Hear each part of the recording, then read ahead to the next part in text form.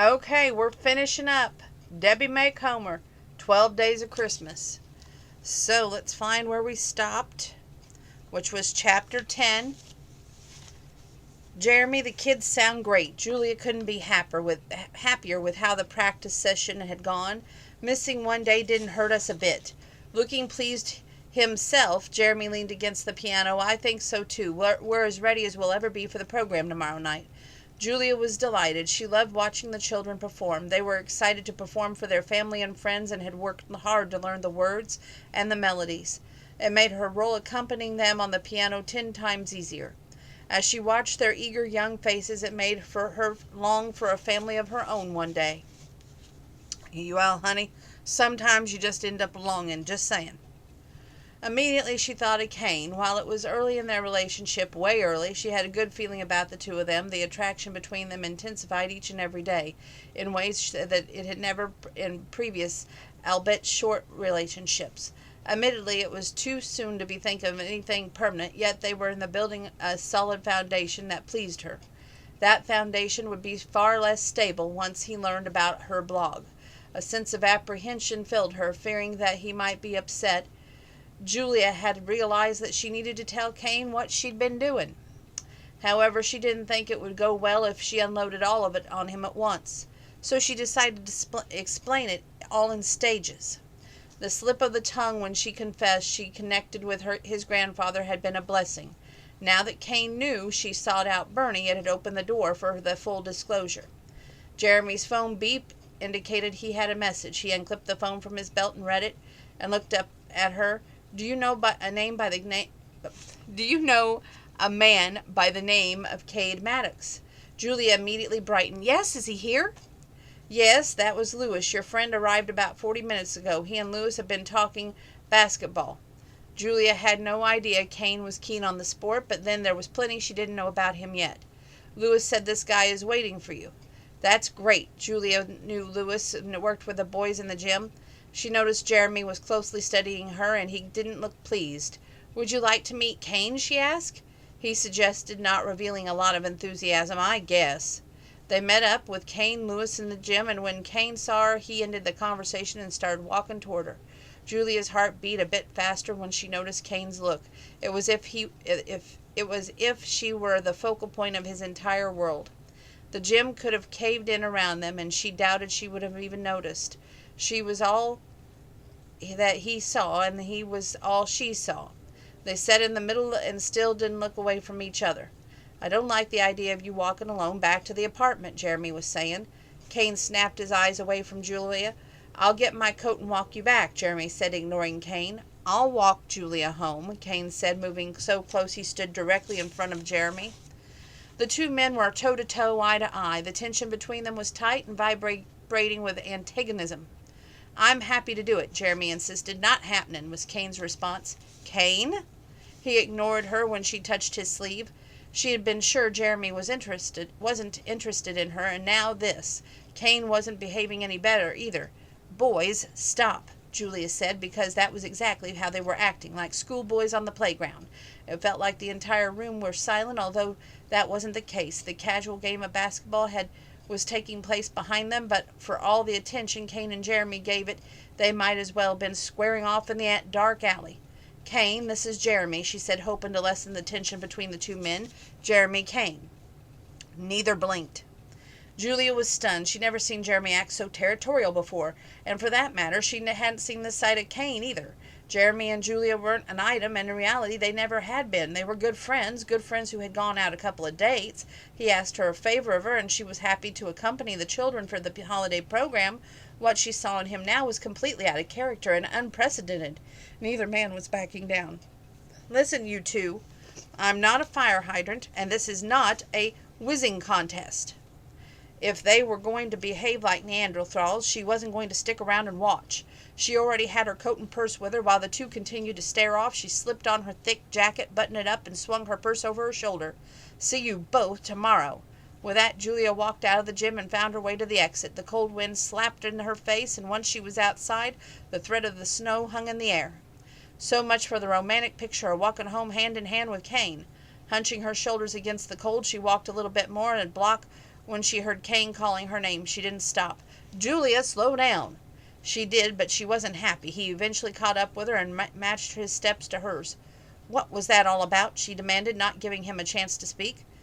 He answered with a question of his own. "I thought you said you and Jeremy were just friends." "We are." Kane snickered. "I don't think he got the memo." "Of course he did. We haven't dated in months." "He's still very interested in you." Julia rolled her eyes. "Don't be ridiculous." "Were you not in that gym?" Kane demanded. "The minute that he walked into the room, his eyes were laser points drilling me. He's hung up on you, and he didn't hesitate to let me know." "You're imagining things." "Don't give me that. You saw the way he reacted." "I saw the way you reacted," she accused. "It was completely asinine." Kane came to a sudden halt. "Listen, I'm not a mind reader, and if you have feelings for this guy and you're using me to make him jealous, then—" Julia gasped. "Are you seriously asking me that? I already told you there's nothing romantic between Jeremy and me, and nothing. If he's harboring feelings, then that's news to me. For you to even suggest that I would use you says how little you know me." Not waiting for his reaction, she started walking again, increasing her pace, doing her best to control her irritation. Kane joined her, matching his footsteps to hers. "Okay, you're right. I shouldn't have suggested you would use me. Someone else did once, and I'm very sensitive to it." Julia felt her stomach lurch because she was using him, just not the way he implied. "Did you hear me?" he demanded. "Yes, I heard you." "Do you understand what I'm saying?" She glanced over at him. "Apparently not. You'd better explain it to me." He paused and reached for her, taking her gently by the shoulders and turning her so that they were face to face. "I'm walking you home, and it isn't because I live in the same apartment building as you. It's because Jeremy needed to know that I wasn't backing down, and if he wants you, then it's too bad. It's just not happening." "I am not a piece of property for the two of you to fight over." "No, you're not," he agreed. "You're important to me, and I'm not letting you go without making sure it's what you want. If that means staring down or having words with your friend, then so be it." His gaze bored into hers and was waiting. "You matter to me, too," she whispered. Right away she could see that he wanted more and needed more. "You're the one I dream about at night, the one I look forward to seeing in the mornings, the one who makes my heart sing with joy. If that isn't enough, then I don't know what else I can say." For the first time since they started walking, Kane grinned. His shoulders visibly relaxed. "It's enough." He wrapped his arm around her waist and pulled her close to his side. "So did you go see my grandfather? You called and talked to him?" "He told you, did he?" "Yep. You're a sneaky woman, Julia Payton." Now that was as good a time as any to fill him in a little bit more on what she'd been doing. "Can we stop at Starbucks for a few minutes?" Neutral territory would work best for what she had to say. If Kane got upset with her, he wasn't likely to make a scene in a public place. Like before, she found him a table. Kane ordered their drinks, and he returned only a few minutes, as she didn't want anything more than coffee. Kane sat down across from her and handed her a hot cup of coffee. Her hands went around the cup and the warmth seeping up her arms. "Julia." Kane's voice was full of uncertainty when he read the reluctance in her. She briefly looked up and offered him a weak smile. "I have something to tell you that you might not like. I'd rather get it out in the open now." Her heart raced at the alarming rate. "Okay." The hesitation she heard in him wasn't helping. "Are you married?" he asked. She snapped her head and looked up at him. "Married? Me? No." "Do you want to be?" "Yes, of course, someday." She wasn't sure where the questionings were leading. "Actually working with those kids at the center has made me think more about wanting a family of my own one day." "They're great, aren't they?" "The best." "Okay, so what you want to tell me isn't the fact that you're married." No, it's nothing like that." He looked relieved, which made her wonder if maybe that old girlfriend from his office had lied about more than her intentions. "What's got you so twisted up in knots that you're having a hard time spitting it out?" Drawing in a deep breath, hoping that it would calm her heart, Julia looked up and met his gaze. "Would you mind holding my hand?" she asked. He reached across the table and gripped her hand. "You remember that morning that I found you stealing my newspaper?" He grinned as if that memory was a fond one. "I'm not likely to forget it. Your eyes were snapping fire at me." "I was upset." His eyes softened. "You have a hard time hiding the way you feel, Julia. You never should play poker." He was right, which made what she had to say all the more complex. "I mentioned Cammy, my college roommate, remember?" He nodded. Her fingers grabbed a hold of his, needing reassurance of his touch. "When I told Cammy what you'd done, she suggested I kill you." Kane's eyes widened. "With kindness." She held his look, waiting for his reaction. He didn't betray any of what he was thinking, which made her all the more nervous. It took a moment for him to understand what she had said. "That's why you decided to deliver my newspaper to the door," she answered with an awkward smile. "Yep, it was a test of sorts to see if kindness made any difference in the way you treated me." He ignored her explanation. "And the cookies?"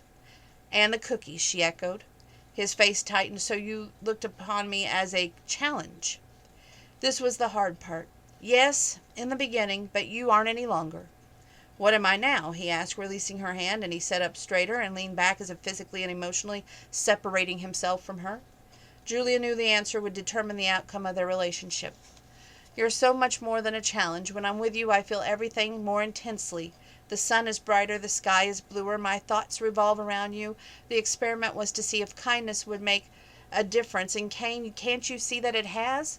In the beginning, I didn't like you. I thought you were, well, it doesn't matter, because I don't think that way any longer." She chanced looking at him, but he remained stiff and unreadable. "I don't know which one of us has changed, if it was you or me or both of us at the same time. I can't say. All I know for sure, after the transformation took place, I wouldn't change another minute of time with you since this started. Not a single minute." "Well, what about the flu? You want to go through that again?" "Yes, even the flu, because it was a turning point for us." He exhaled. "You basically telling me this has all been a game." "Not a game. Come on, Kane, admit it. You didn't like me either. If you recall, you found my morning chatter to be an annoyance, and you thought that I was stalking you. So, no fair. You can't get all righteous on me." "I'm not." She thought she saw the beginning of a smile. "Yes, you are. You weren't any more interested in knowing me than I was in becoming friends with you. We both changed, and for that I'll be forever grateful." "I'm not so bad, you know." "You can be." "Well, so can you." She couldn't argue. He looked sobered. "And I need to think on this." "Okay." She didn't blame him. If the roles had been reversed, she might as easily felt the same way. "I need to be in the office early tomorrow, so I won't see you in the morning." Disappointment settled over her, and she lowered her gaze, not wanting him to notice her reaction. "Okay." He started to get up and took his coffee with him. He hadn't suggested they see each other again, and that worried her. "The program is tomorrow evening," she said, standing now too. It was her way of asking if he would attend. She hoped he would. "So I heard." "Will you come?" He hesitated, as if weighing the decision. "I have to think." "About attending?" she asked. He shook his head. "Yes, but it's more than that. I appreciate you telling me, but I'm going to need some time to process this." She swallowed hard. If he felt strongly about this, then she could only imagine what his reaction would be when he learned about her blog. This didn't bode well. He was silent on the short walk back to the apartment and in the elevator ride to the third floor. They parted ways at their respective doors. Kane's back was to her, and she watched as he inserted his key. "Kane?" He looked over his shoulder. "Before you go inside, would you mind hugging me?" For just an instant she thought he was about to turn her down. After the slightest hesitation, he covered the space that separated them and gathered her in his arms, squeezing her tightly against him. Julia rubbed her nose against his neck. "What are you doing?" he asked. "Smelling you." "What?" "I'm smelling you in case you decide you don't want anything more to do with me, in case I want to remember your scent." He loosened his grip. "You're a strange woman." "Yeah, maybe I am." Julia had a hard time sleeping that night. She woke in the wee hours of the morning and logged onto her computer because she posted her blog earlier. She set about reading the comments. Several had been following her blog almost from the beginning, and she'd come to an automatic look for their names. Santa Girl. "Whoa, Nellie. I hope you're listening to yourself. You've gone soft, girlie. This guy is getting to you. Not that it's a bad thing. Just take care. Are you sure you want to involve your heart, especially if Ebenezer hasn't got a clue what you're doing?" Good question. Julia was looking to rectify that, though. Then she read a comment that caused her to gasp out loud. It was from Sheila Cohn, a news reporter at the local Seattle television station. Julia recognized the name. "TV girl. Surprised to learn that you're from the area. I would love to interview you and Ebenezer. Think about it. It would be a great human interest story for Christmas Eve. Perfect, really.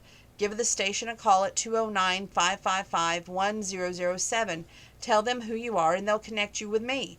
We'll set a time and a place." Julia's heart slammed against her chest so hard that she was afraid it was going to crack a rib. She didn't know how the reporter was able to learn where she lived. She didn't believe she'd given any indication of her location. Maybe she had without knowing it. Not that it mattered. She wasn't about to give the woman an interview. Julia immediately responded to the email address rather than contacting the reporter personally and denied the request. An interview with Kane? Julia couldn't even think of anything worse. Letting him know about the blog would ruin everything if their relationship wasn't already down the toilet with half the truth she admitted to. Her mornings seemed empty and dull without seeing Kane. It felt odd, as if she'd forgotten something important, like her purse or her coat. Riding on the bus, she leaned her head against the window as a brooding sense of worry filled her. Kane had been upset, even knowing she'd set out to trip him up with kindness. If he couldn't deal with that, then the blog would send him completely over the edge. And he'd eventually find out about it. That was inevitable. Inhaling, she decided the only thing to do was cross that bridge when necessary. For now, they had a way to get over that first hurdle. If Kane showed up for the program at Boys and Girls Club, she'd know he was willing to move ahead. Kane knew the program was important to her. She basically asked him to attend. If he ignored her request, it would tell her everything. With only a few shopping days left until Christmas, Macy's was crazy busy. As soon as her shift ended, Julia rushed from the department store to the Boys and Girls Club. By the time she arrived, the auditorium had already started to fill up with friends and family. Scanning the area, Julia didn't see Kane. She did her best to swallow her disappointment. Her heart felt as if it was loaded down with weights. Jeremy trapped her into conversation the minute she showed up. It was as if he'd been waiting for her arrival all day. When he spoke, his tone was demanding and sharp. "Who was that guy from the other night?" Julia ignored him and slid onto the piano bench. "You never mentioned him before." Irritated with her friend, she looked up from the piano keys. "Kane's my neighbor." "You two dating?" She wasn't sure what to say to that and decided to think positively. "You could say that." "You should have let me know." Jeremy's eyes were full of accusation. "Why should I do that?" she flared back, not wanting to get into this now, not with him. "I don't know where this is all coming from with you, Jeremy. We went out a few times and that's all." The announcer stepped forward with the room slowly going silent, and at the excited voices faded to a low hum and then nothing. Julia could see Jeremy wanted to say more, but now definitely was not the time. After a few words of introduction from the head of the Boys and Girls Club, the children filed onto the stage one by one. Their faces were alight with huge smiles. They stood at attention and faced the audience. Julia set her hands on the keyboard and started to play. The Christmas program was a huge success. Julia would have felt 100 times better if Kane had made a showing, but she didn't see him, and her heart felt heavy in her chest, weighted down with disappointment and regret. At the end of the evening, when Julia gathered up her things, Jeremy approached her. "We didn't finish our conversation." "We did," she insisted. "Really, Jeremy, there isn't anything more to say." He looked as if he was ready to argue and then seemed to change his mind. "Everyone appreciates your help with the program tonight." I was happy to do it. She was glad to be able to contribute in a small way to the enjoyment of Christmas for those children. Julia collected her coat and purse and headed for the door when Jeremy was hot on her heels. "I'll walk you home," he said, reaching for his own coat. Stepping out of the shadows, Kane spoke up. "I'm going that way. I'll walk Julia home." "Kane!"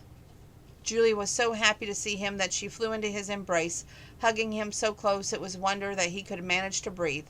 Automatically, his arms wrapped around her, he kissed the top of her head and rubbed his chin over her crown. "You ready to head home?" he asked. She nodded and smiled at Jeremy. "Thanks for the coffee, but Kane is here." Or thanks for the offer, sorry. Jeremy looked from one to the other and then nodded and with acceptance. He got the point. "See you, Julia." "Merry Christmas." Raising his hand, Jeremy looked at Kane with what he could only describe as resignation. "To you, too." He left them alone. Julia waited until they were outside to speak. "I didn't see you. I was delayed at the office and didn't get here until the program was half over." She turned and buried her head against his chest. "I worried all day. I was afraid that if you stayed away tonight it was over for us. I figured this was your way of telling me you decided you didn't want anything more to do with me." "I don't like what you did. I know, heaven help her when he learned the rest of it. But I gave it a good deal of thought, and I can't argue with the outcome. Me neither. She looked up at him. Her heart was in her eyes. Can we put this behind us and move forward? Kane's gaze softened as if he looked down at her. I don't know, Julia. I accepted my life and it was comfortable. I was content, and then you plowed your way into my world and turned it upside down. You aren't content any longer? No, I'm finding I want more. I'm not sure that's a good thing, and you're to blame.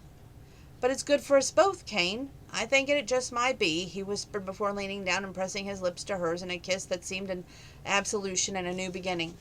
Julia opened up to him and letting him know in a single kiss how important he was to her, and at the same time praying that he would never learn about her blog. Julia's blog, 12 Days of Christmas, December 23rd, a small bump in the road. There's been a bit of trouble in paradise since I posted my blog yesterday. Isn't that the way life goes? Just when everything seems perfect and nothing could possibly go wrong, boom, you're tossed onto your butt, wondering in the name of heaven what happened. I told Ebenezer about the experiment. I have not told him about this blog, and once he finds out, I fear that it'll be nails in the coffin of our relationship. I don't know if I can bear that to happen. If you followed me this far, you've surely seen changes in Ebenezer, and just as important, the changes in me. I'm planning to keep this blog a secret from him for a while longer.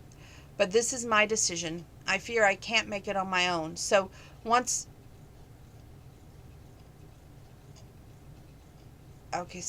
more I'm turning to you, my faithful readers. I need your advice. Do I tell him? If so, when? Or do I leave the whole thing to chance? Ebenezer might go years and never find out what I've done. We just leapt over one hurdle, and presenting another one so soon after might be too much. I'm convinced it would be, and at the same time I don't know if I can hide this. It's against my nature to be deceitful, or more deceitful than I've already been. I hate this. Ebenezer had been hurt before, and if he learns what I've been doing, he might never trust me again. And I don't know that I could bear hurting him. So what would be best? I need help now more than ever. Chapter 11. Julia's phone rang 10 minutes before she headed out the door to the Christmas dinner with Bernie and Kane. Caller ID told her it was Cammy, so she grabbed it. Merry Christmas Eve, she told her best friend greeted. Merry Christmas Eve to you too, Julia echoed. You working today? No, I'm one of the fortunate few. She worked Black Friday in the wee hours of the morning in exchange for having Christmas Eve off.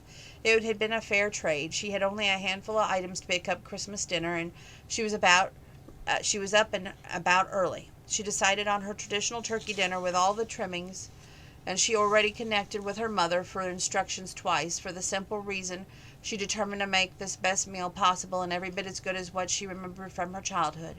There were a couple of other dishes she wanted to try too. Julia could read a recipe book like it was a best-selling novel. Having guests made the holiday all more special. Friends from the work had invited her to join them, as they had in the past, but this year she had the opportunity to welcome her own guests. What's up? I read your blog this morning and comments from the day before. Did you see the request that came from the reporter? How'd she know you were in Seattle? I wondered that too. Going back before I started the kindness blog, I wrote one about riding the bus in downtown Seattle on my way to work. Not my most brilliant post. Wow, she had to dig to see that. You're going to give her that interview? Her heart clenched with anxiety. I wrote back and told her no way. That might not be good enough. Fear knifed through Julia like a hot blade through butter. What do you mean? The reporter might be able to track you down. That could not happen. It just could not. While pressing the phone to her ear, Julia reached for her coat, struggling to get her arm in the sleeve and still continuing their conversation. If I were you, I wouldn't leave it to chance, Cammy advised. Tell Kane. I can't. She switched the phone to the other side of her head and she struggled with the second sleeve. Tell him, Cammy repeated, before he finds out from someone else. You haven't given him a lot of details in your post, but I know you. I read between the lines. You're really into this guy, Julia, unlike anyone else you've ever dated since Dylan. Don't risk losing this when you obviously this relationship is important to you. Cammy was wise beyond her years. Okay, you're right, but after Christmas, I need to get through Christmas first. Don't put it off any longer than that. If you do, you'll regret it. Kane needs to know. You're right. I know you're right. I won't put it off, Julia promised. Call me after you've had that talk. I will. They ended the conversation. Julia tossed her phone in her purse and headed out the door. Kane had the day off and she was grateful. They'd get through Christmas and then she'd have a heart-to-heart with him. Carefully planning what she had to say, she needed to prep him first and let him know how important he was to her. It was vital, and he understood, and she never used him or for her own selfish purposes. Explaining would be the most difficult part. All she had to do was pray that Kane would be willing to listen. When the elevator landed on the ground floor, Julia stepped out, nearly stumbled over a cameraman and reporter with a microphone in hand. Julia froze, literally froze. She couldn't breathe, couldn't move. "Are you Julia Payton?" The familiar face of Sheila Cone loomed in front of her. If she had half a brain, she would have denied it and forced her way out the door. Instead, she stood like a deer caught in headlights. Only it was a freight train, and that had lost its brakes and was careering toward her. She could see it coming and was powerless to move. "I'm here about your blog. Congratulations on the success of 12 Days of Christmas. I have to say, after reading your posts, I wouldn't mind meeting Ebenezer myself." Thankfully, she kept the microphone lowered to her side, and the cameraman removed the camera from his shoulder as well, waiting for the reporter's cue to start filming. How did you find me?" Julia asked once she gathered her wits about her. Sheila grinned and looked pleased with herself. "A reporter has her ways." "Oh, the blog has captured a lot of attention with the power of kindness trending around the country." "Yes, but tell me about Ebenezer." "No." Julia adamantly shook her head. No way was Julia chancing Kane learning about this. "I believe I already told you I'm not interested in giving you an interview." "Yes, I got your reply, but the story is such a good one, and I know our viewers would benefit from what you learned. I'm hoping you'll reconsider." "No, please just go." The attention was getting from her neighbors and those in the foyer was highly embarrassing. Sheila Coon didn't bother to hide her disappointment. She handed Julia her card. "Please call me if you have a change of heart. I'm not giving you or anyone else an interview." The reporter motioned and the cameraman that it was time to leave. Julia heaved a sigh of relief when the two left the building. Her heart rate slowly returned to normal. That was a narrow escape. "Julia?"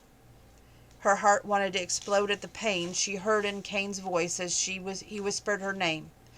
Whirling around, she found him in the area by the mailboxes, tucked back in the corner, close to where the newspapers were delivered.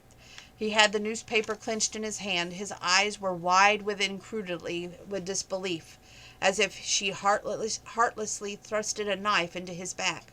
"You blogged about it. About killing me with kindness." Her mouth felt as if it was dry with cotton balls. She found it impossible to answer. "I'm Ebenezer?"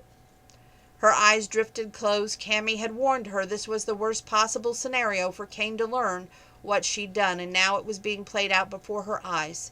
"Answer me," Kane demanded, his disbelief replaced by anger so deep that it caused her to flinch. Julia's eyes flew open. "Yes, you're Ebenezer." "Why would you do that?"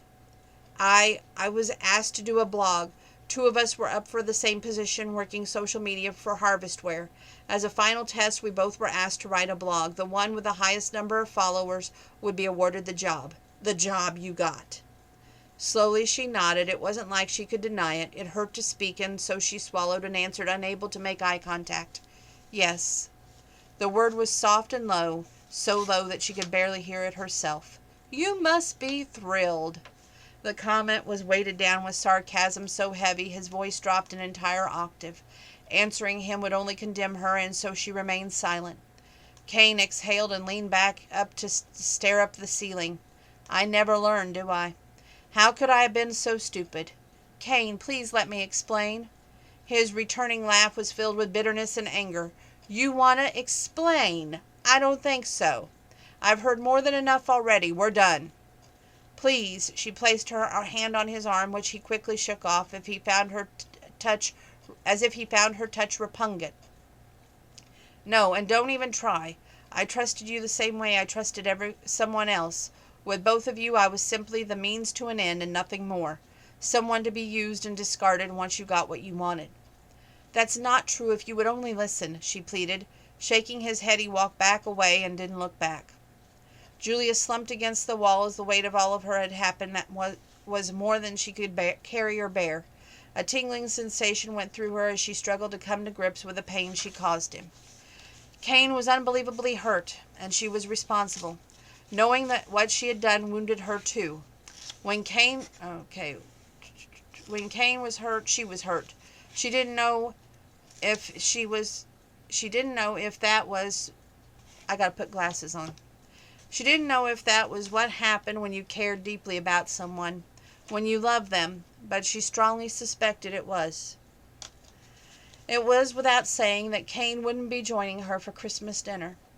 She strongly suspected he would do whatever possible to avoid being anywhere near close to her from this point forward. To him, whatever it was they shared was finished. He wanted nothing more to do with her. Depressed and sick at heart, Julia headed out of the building and started walking. Everyone around her seemed to be in the Christmas spirit, full of cheer and goodwill. Her, not so much.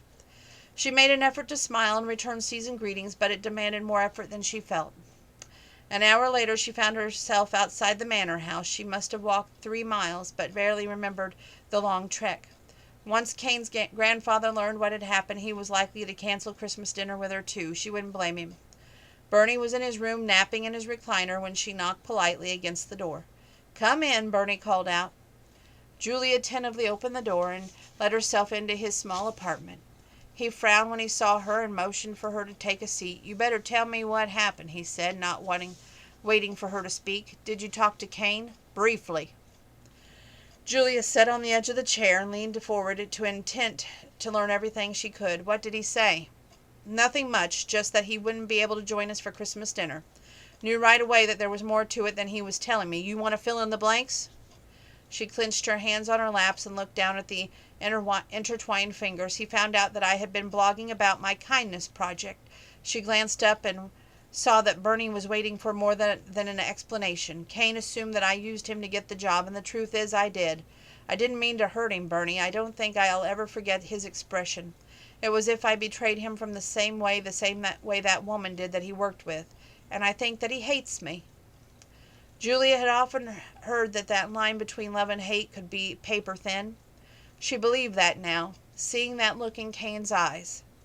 "What's a blog?" Bernie's frown was intense. He lowered his recliner and listened intently as Julia explained it to him. When she finished, she waited impatiently for the reaction. Her fear was that he, like Kane, would condemn her.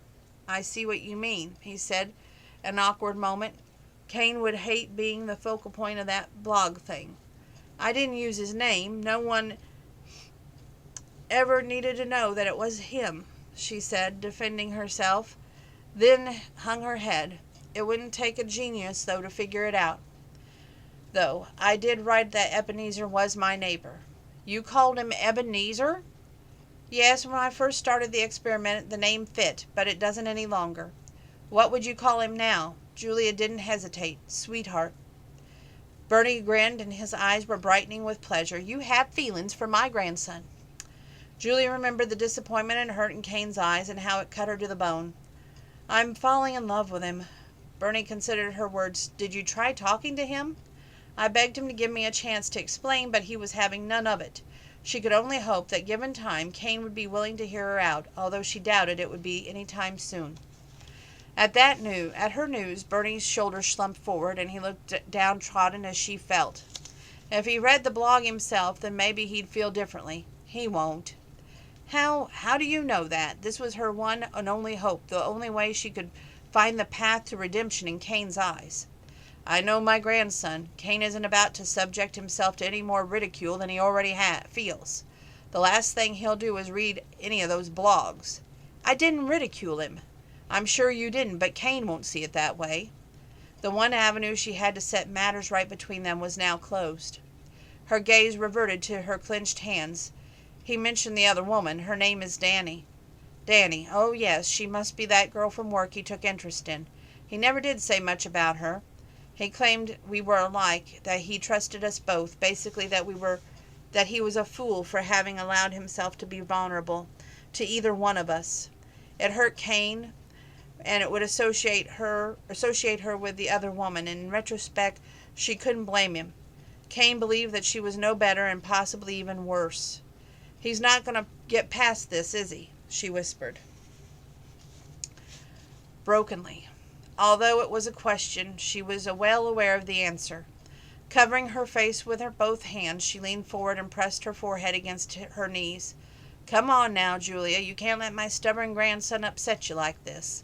She lifted her head as she struggled within herself. It's Christmas, Bernie said as he reached out and patted her hand. Those matters have a way of righting themselves.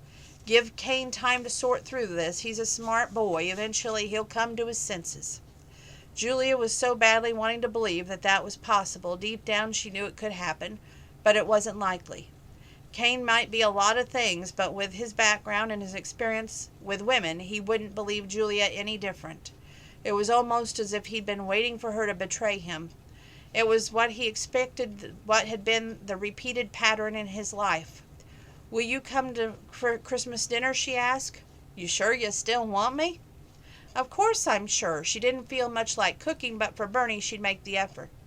I'll need to rearrange plans with Cain, but that shouldn't be a problem. He doesn't seem to be much in the mood to celebrate. I suggest we'll do brunch.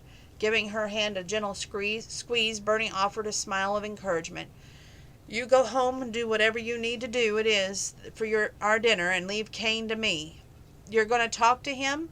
It was more than she had hoped. No promises, but I'll do my best to get him to listen to reason.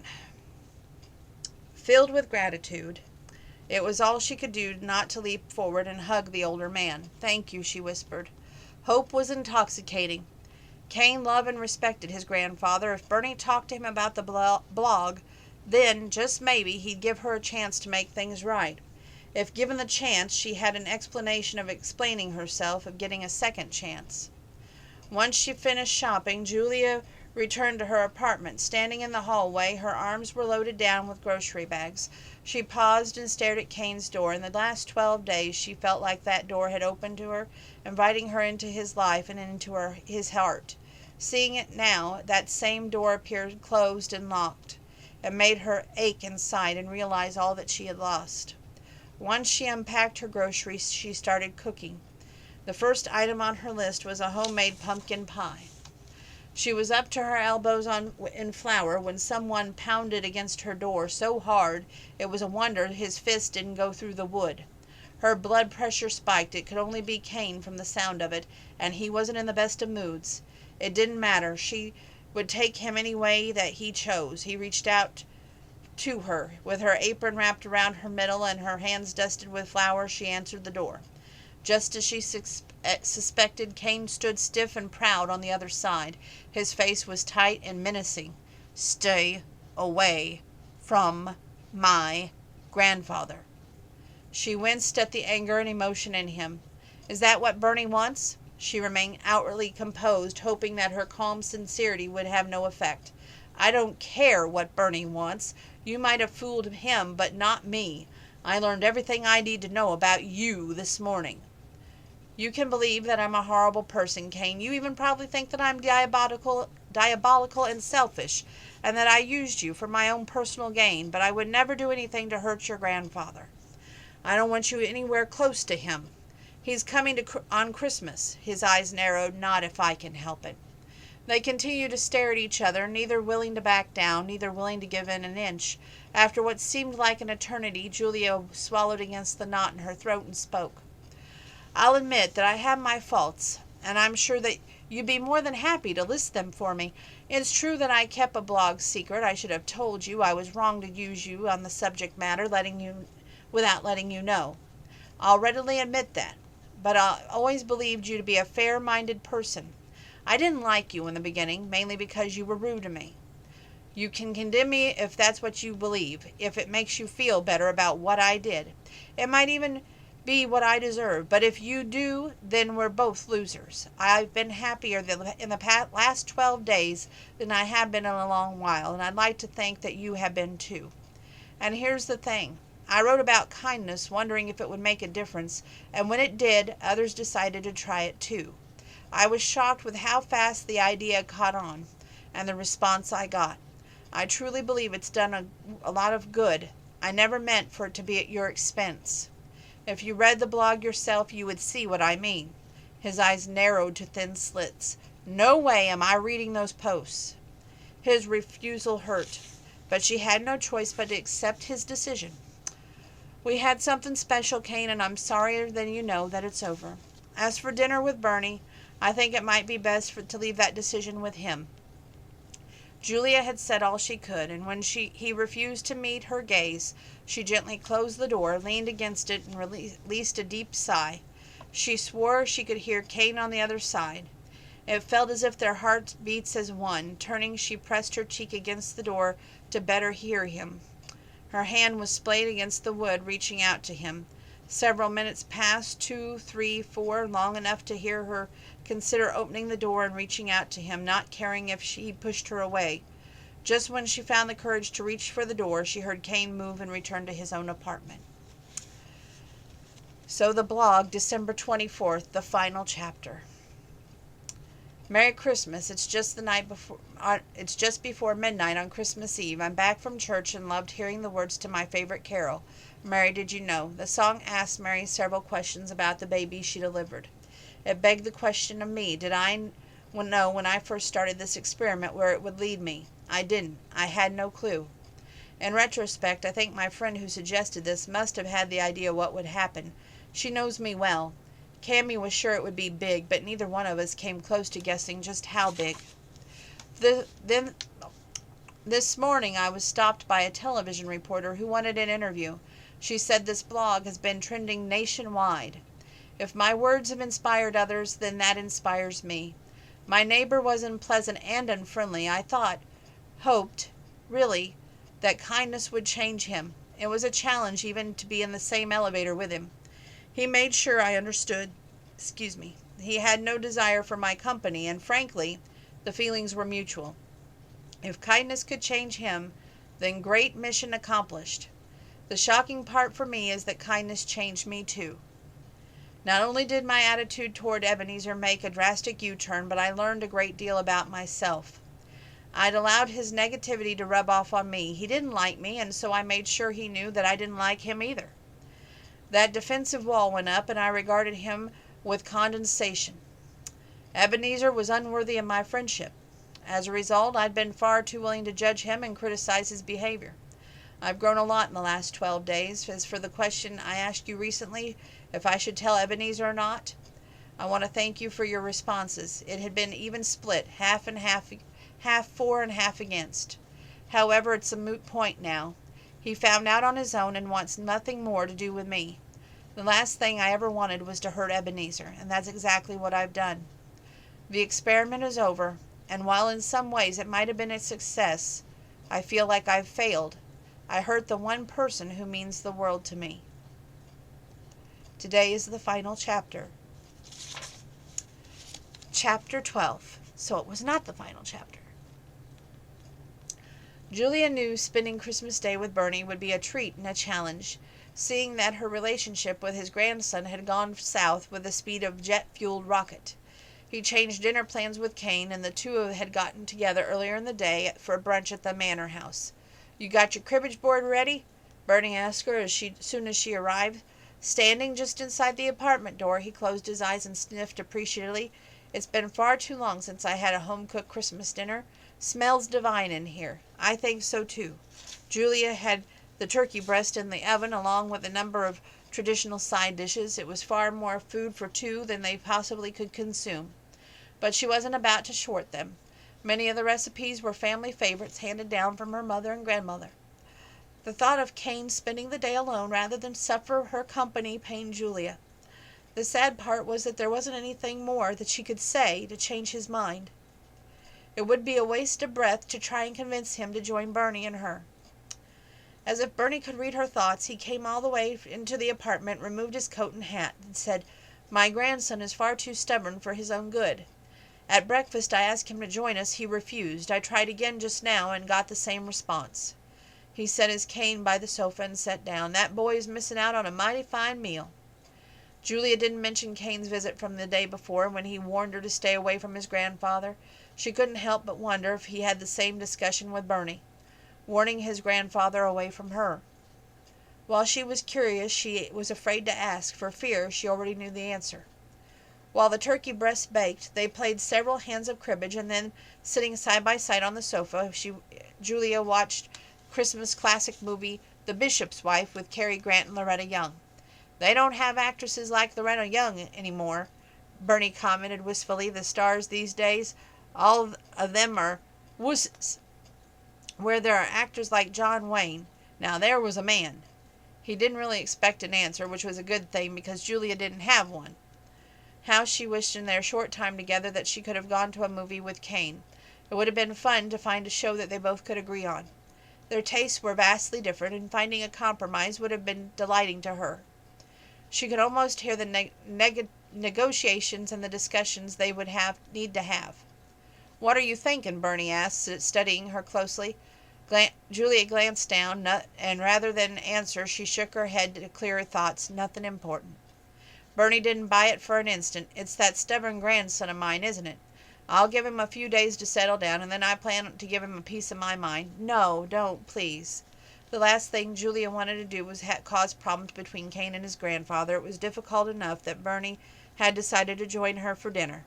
Kane was sure to view that as another betrayal, and blame her. After Kane's visit, she'd tried to talk Bernie out of joining her, but he insisted that she not renege. Bernie's frown betrayed his concern. "I don't know what to do with him." "Let Kane be. Either he'll work this out on his own or he won't. The choice is his." Bernie didn't look convinced. "Makes me wonder what I could have done differently when he was a boy. I did the best I could. Heaven knows I loved him, but apparently that just wasn't enough." Julia leaned over to hug the older man. "None of this is your doing, Bernie. I was the one who used Kane. He has trust issues as it is, and I fed into that. This isn't about you. It's between Kane and me. If he hasn't got enough sense to realize that you're a good woman and he's lucky enough to have you in his life, then he's a bigger fool than I thought." Julia kissed the weathered cheek. "Thank you." Her words were interrupted by someone at her door. The hard knock told her it had to be Kane. She glanced at Bernie, and he winked at her. Winked. She paused the movie and then answered the door. Sure enough, Kane stood in the hallway, and he wasn't in any better mood than he had been the day before. "Yes?" she asked. Kane's eyes went past her to his grandfather. "Despite everything I said, he came anyway." The decision was his. "Is that my fool of a grandson?" Bernie called to her from the sofa, although he couldn't avoid seeing that it was Kane. "Of course I came. I didn't pay that taxi to bring me here so you could talk me out of Christmas dinner with a beautiful woman." Kane clenched and unclenched his fists. "This is your doing." Bernie came to his feet, and seeing that he needed his cane, Julia grabbed it and took it over to the older man. He stood on wobbly feet, and Julia helped him to get upright by supporting his elbow. Bernie tossed her a grateful glance. "Growing old is the pits," he whispered underneath his breath. Kane stood stiffly in the hallway, watching Julia and his grandfather. "For the love of heaven, come inside," Bernie told Kane. "You want the entire building to hear you making a fuss?"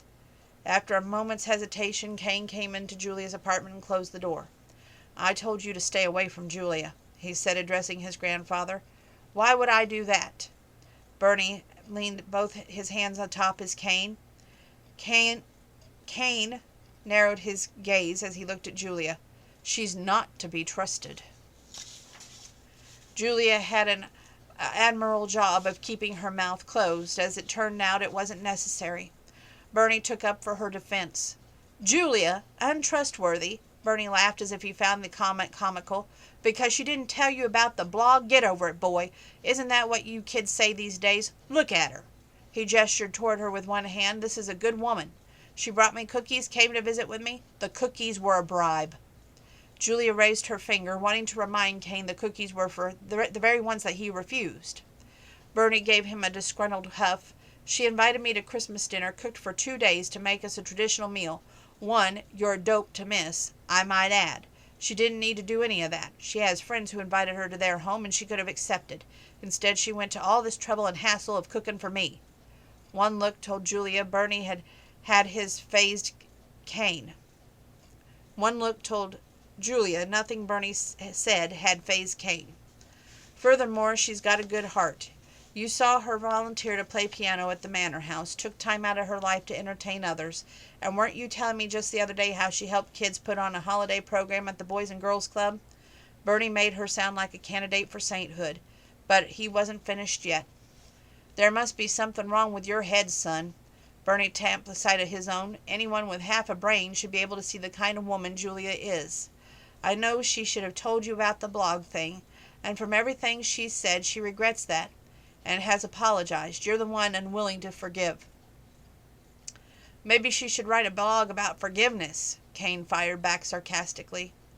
Bernie simply shook his head. I feel sorry for you if you can't get over this, because it's your loss, not hers. Kane turned his attention to Julia, his gaze holding her prisoner. Now, are you going to stand there like a bump on a log, or are you going to come to your senses and apologize? Me? Apologize? Kane flared and then coughed a laugh as if he never heard anything more ridiculous.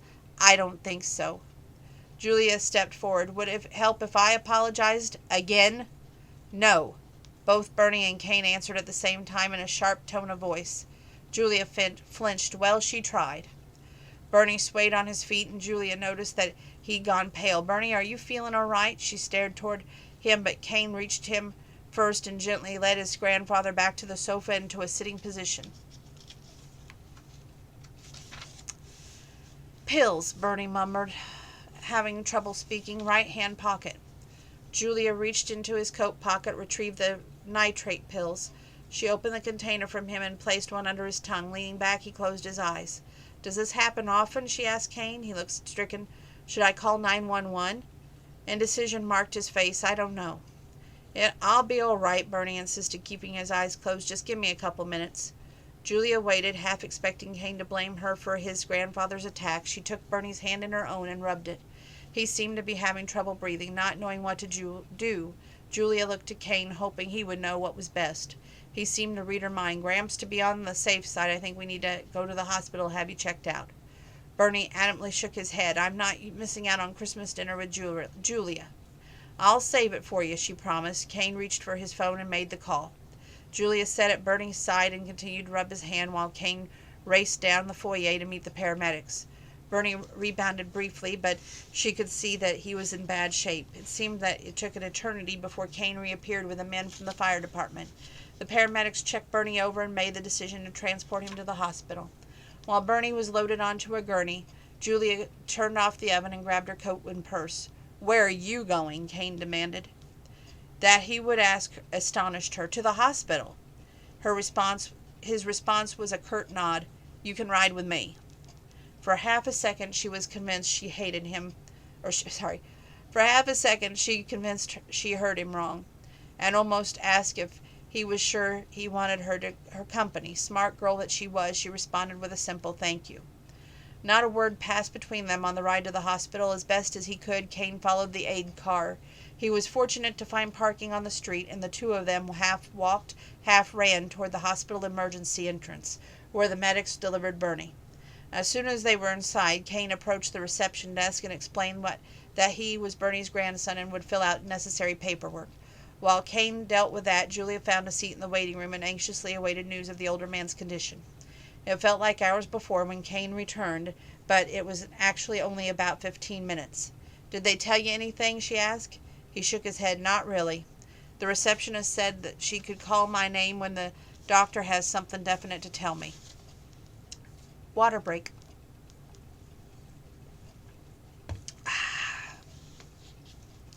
The minutes passed so slow, staring at the wall, making the clock only feel slower. Reaching for a 6-month-old issue of Good Housekeeping magazine, she flipped through the pages but was unable to focus. Setting it aside, she bounced her hands against her knees until Kane reached over and blocked the movement. It would have helped if they could have talked, but as it was, Julia had to hold all her worries inside. He's a tough old bird, Kane said after several more tense minutes. He'll be fine. Now that he'd broken the ice, she felt free to continue the conversation. Has he had episodes in the past? Kane nodded. A couple of times. His heart is weak, which is why I moved him to the manor house. I can't be with him all the time, and this way the staff can keep an eye on him. They were quiet again. Another sluggish 15 minutes passed. Julia released a slow, long sigh. There we go. I'm worried, Kane. To her shock, he reached over and took her hand, holding it tightly between his own. The small act of comfort and reassurance nearly brought tears to her eyes. She swallowed against the building hump in her throat, and she curved her fingers around his, holding on to him a way that a kitten clings on to a high tree branch. They sat in silence for several more minutes. When Kane spoke, it was low and controlled. "I read your blog." Julia was stunned and froze, waiting for him to say something more. He didn't. When she felt like she could speak, she asked, "Do you hate me even more now?" Frowning, he turned to stare at her. "I could never hate you, Julia." He said that now, but just the day before he looked at her with contempt when she learned that what she had done. "Thank you for that." His hand tightened on hers. "You were right. I did find you irritating at the beginning." "I was trying too hard," she whispered, thinking the morning chatter those first few days had been over the top. "Perhaps, but I wasn't trying hard enough." She couldn't believe that he was sitting here with her, holding her hand and talking to her.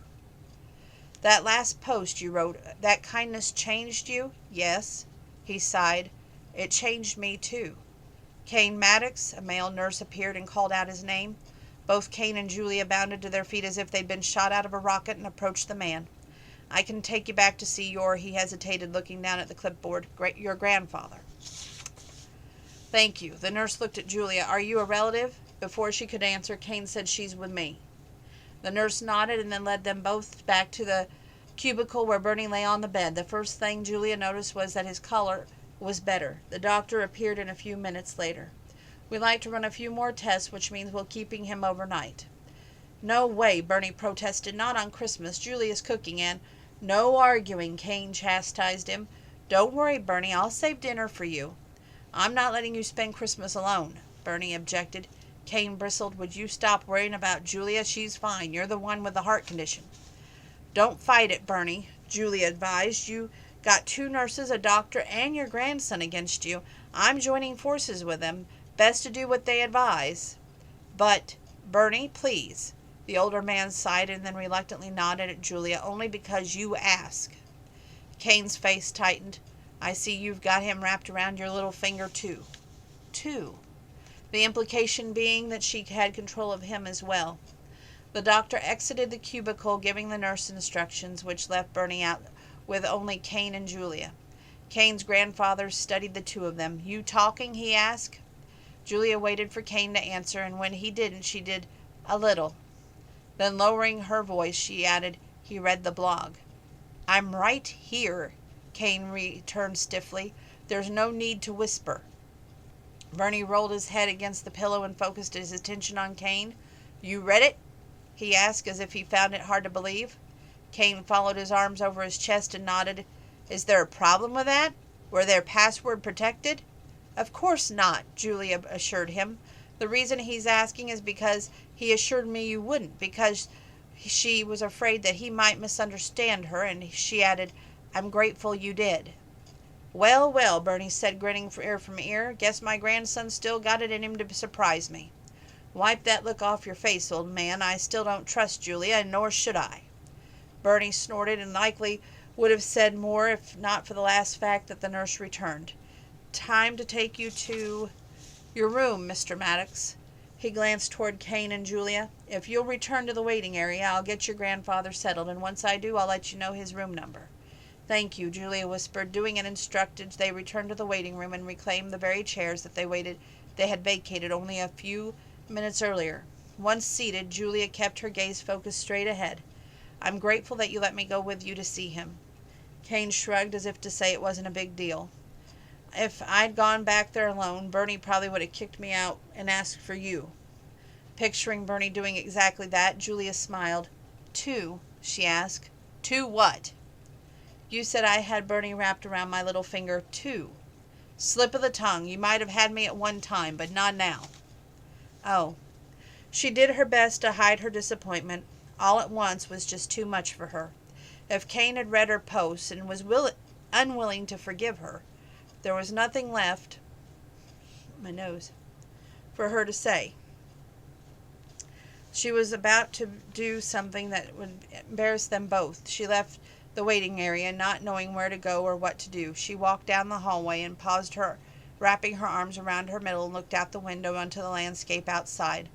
To her surprise, after a few minutes, Kane followed and came to stand beside her. His hands were on her shoulders. Their gazes met in the reflection of the window. He rested his chin on the crown of her head and exhaled a deep sigh. I want to be more than a means to an end to you. You already are, Kane, so much more than you realize. His hands tightened on her shoulders.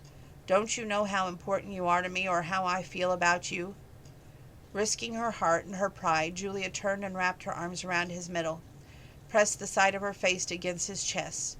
Didn't my blogs tell you how hard I was falling for you? No, he admitted. All I saw or felt was how quickly you managed to worm your way around my heart.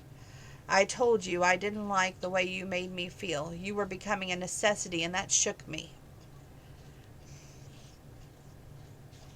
I remember. She held the conversation vividly in her own mind because his words could easily have been her own. I lied, he whispered, kissing the side of her face. I cherished every minute we shared. Everything felt fresh and new and alive when I was with you. I hadn't felt that way in years. It intoxicated me. You intoxicated me. Only in books, girls, only in books. Julia broke away enough to look up at him, hardly able to believe what she was hearing. Her heart swelled at his words, and she bit her lower lip, fighting back emotions. I had a hard time believing that this was real.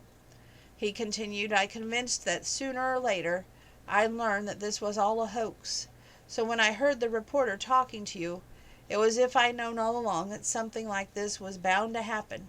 It was what was expected, what I've come to anticipate. Oh, Kane, didn't you know? Don't you see?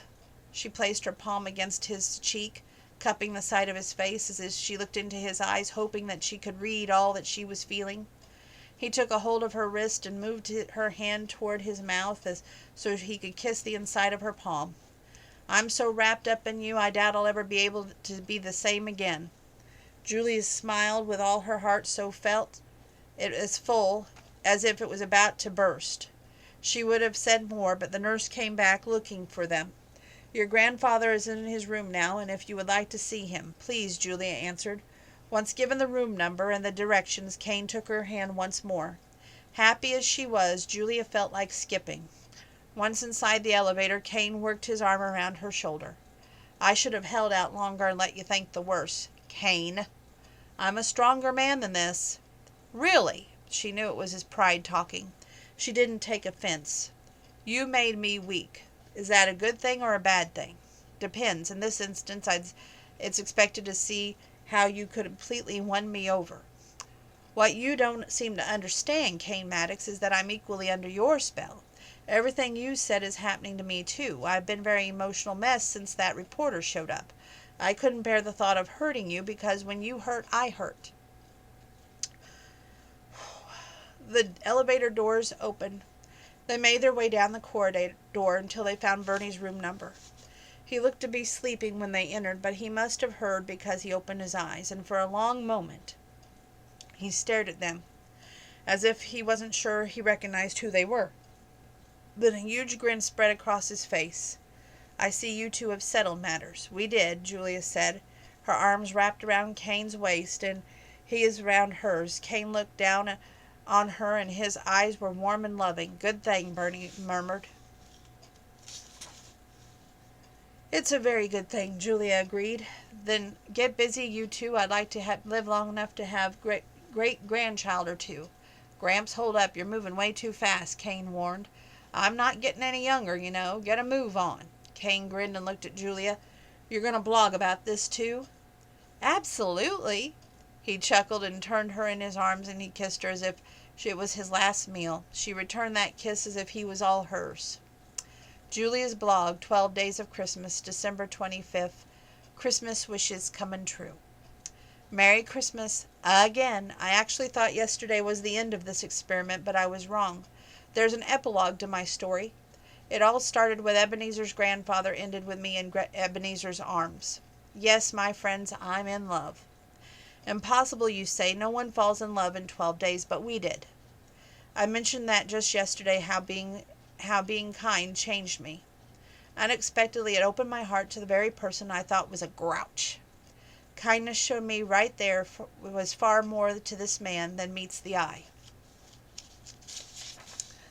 It opened up Ebenezer's heart, too. He saw me as an annoyance, but only after a few days and his opinion changed.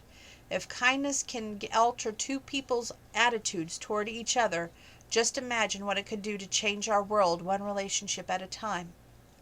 I want to thank you, too, for your encouragement and support through this journey. I appreciated your comments and suggestions. I've learned a lot from you and taken your advice to heart. I'm going to continue with my blog and with the Kindness Project. Even Ebenezer has said he'd like to join me. We're going to work together. So once again, my friends, Merry Christmas. God bless us, everyone. And yes, I'm quoting Tiny Tim, but still, it seems rather fitting, don't you think? 1 year later, Christmas. Bernie sat in the living room of Julia and Kane's small house, sniffing appreciatively toward the kitchen. Julia had finished basting the turkey, while Kane was finishing the touches on the table setting. Schroeder, the Irish setter puppy Kane got Julia for Christmas, was snuggled up against Bernie's feet. A puppy Julia had christened Blossom. She had been working with her dream job at Harvestware for almost a year now. She loved every minute and was able to telecommute 3 days a week, which made getting the puppy possible. She married Kane in June after a whirlwind courtship. Everything had fallen into place like easy-fitting puzzle pieces after they started the kindness experiment. She'd fallen in love with Kane, met Bernie, was hired for her dream job, and married Kane, and just a month ago they purchased their first home with a fenced yard for the puppy. Kane stepped up behind her and wound his arms around her waist and nuzzled her neck. "Merry Christmas, Mrs. Maddox." Julia turned and looped her arms around his neck. "Back at you, Mr. Maddox." As long as they lived, she would never tire of the comfort of being in her husband's arms. "You two getting all lovey-dovey on me again?" Bernie called out from the other room. He sat in the front of the television, sorting through a stack of holiday movies, choosing the ones he would watch while the dinner was cooking. "I still don't have any news about that great-grandchild, and in my day your grandmother got right down to business. So what's the hold-up, you two?" "Gramps, we've barely been married 6 months. Give us time." "You get a puppy, but yet you want it to wait on a baby?" Bernie shook his head. "You should know what you're doing, boy." Julia laughed. "He knows, Bernie. Trust me, he knows. Give us at least a year, okay?" Kane's grandfather relaxed and the sofa was back. "I suppose I can wait that long. Now, are we going to watch a Christmas movie like we started to watch last year?" "Which one did you choose?" Kane asked. Bernie handed him the DVD. "The Bishop's Wife?" Kane groaned. "Again?" "You love that movie as much as I do," Julia reminded him. "What I love is having you cuddled up against me and seeing how happy it makes you." Julia smiled up at her husband. His eyes were full of promise. "I know how to make you happy too, you know." He grinned. "I do, and it doesn't have anything to do with the movies." The doorbell rang in short, impatient bursts. Kane cast a questioning glance at Julia, who shrugged. She had no idea who it could be. Breaking away from her, Kane answered the front door, and Julia recognized the woman who stood on the other side as the next-door neighbor. They met only once briefly, and she hadn't seemed overly friendly. "Mrs. Quincy, is everything all right?" Kane asked. "Do you need anything?" "I most certainly do," she said with a huff. "A section of my fence is down, and I want to know what you did with it." "I did?" Kane asked, clearly taken back by the question. "Well, I didn't knock it over, so it must have been you." I can assure you I didn't." "Don't care if you did or did not. You need to fix it." With that she gave a snort and stomped away. "Well, that old biddy," Bernie flared at Kane and closed the door. "She's got her nerve." Frankly, Julia agreed and then considered her attitude. "I wonder if Mrs. Quincy has any family," she asked. Kane turned to face her, and his look was stern. "Julia?" "Yes, love," she replied innocently. "I know that look," he muttered. "What look?" Bernie demanded. "What are you two talking about?" "Mrs. Quincy," Kane explained. "That woman who looks like she's been sucking lemons half her life?" Bernie asked. "That one who came to your front door just now?" "The very one," Julia said, catching Kane's eye. "Seems to me that she could use a little kindness." A little slow grin came over Kane. "You might be right about that." Bernie slapped the sofa, tilted his head back, and rolled his eyes. "Oh, for the love of heaven, you two, not again." "Not to worry," Julia said, wrapping her arms around her husband's waist. "I have no intention of blogging about it." "Don't be hasty," Kane said, grinning. Why don't we invite Mrs. Quincy over for Christmas dinner? Julia suggested. That would be a good place to start, wouldn't it? It would. Kane kissed the tip of her nose, grabbed his jacket, and hurried toward the front door after Mrs. Quincy. Blossom started after Kane, and Julia captured her Christmas puppy just before she flew out the door. Standing in the doorway, she watched her husband approach the older woman and saw the look of surprise that came over the older woman's face. Mrs. Quincy hesitated and then nodded. Yes, this was going to be an extra special Christmas with a puppy, a surly neighbor, and an extra dash of love. Oh, my land. I loved this book. I love sharing it with you. Her Christmas books are always outstanding. I have the movie, Dashing Through the Snow. That is also Debbie Macomber. But tomorrow I have The Gift of Giving, The Gift of Kindness, this book, On to a Dear Friend. But I will rate this book as a 20, a must read. And I've enjoyed sharing every moment with you. Thank you.